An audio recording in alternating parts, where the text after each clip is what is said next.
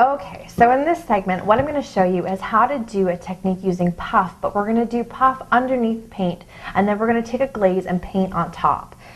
This is a really neat effect that can add a tremendous amount of texture to your piece without having to do a lot of detail. So what sometimes people do is they'll draw themselves sort of an outline of a picture, and then all you want to do is follow it with your puff paint. I'm just going to go freehand and just sort of make little doodles, but I can sort of show you what we sort of want to do. So all I'm going to do is I'm just going to do random little lines to sort of create little drifts.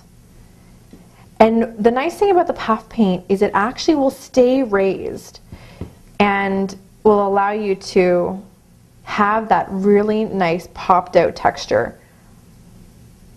And is really tactile, and kids and adults alike will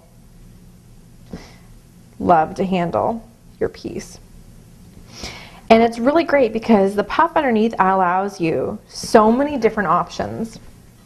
You want to make sure when you're using your puff paint to keep the nozzle clean as well. So if you find you're getting paint collecting around the tip, just give it a little wipe, normally on paper towel, although I always use my apron. And just make sure it's clean so you don't get any really globby lines. So I'm just going to sort of make random little dots and lines.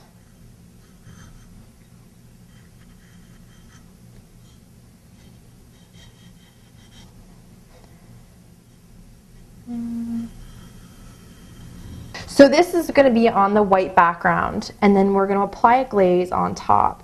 And like I said, there's lots of different options. You can use a number of different glazes, which will give you a range of techniques after it's been fired. So we're going to dry this up, and then we'll paint on top, and I'll show you what to do next.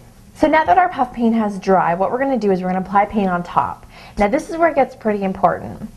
When you're applying the paint on top, make sure that you are sponging. Sponging is one of the best ways because as soon as you put wet paint on top of your puff paint, it'll sort of reactivate and make the puff paint wet again.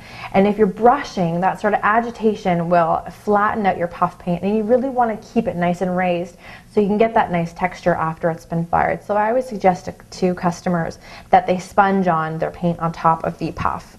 So all I'm doing is I'm taking a nice light orange and I'm going to sponge right on top of all of the designs that I just did. And really you want to saturate your sponge and just give it a good bounce all over the piece.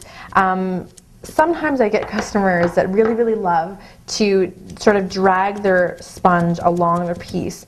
And really, you're not going to be applying a lot of paint that way. So you really want to just sort of bounce it all over your piece. And you'll be able to see the designs that I've done underneath, and you can sort of make them as crazy and wild or as simple as possible.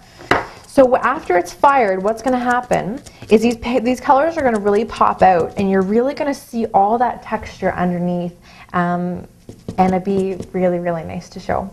And that's how we do puff underneath.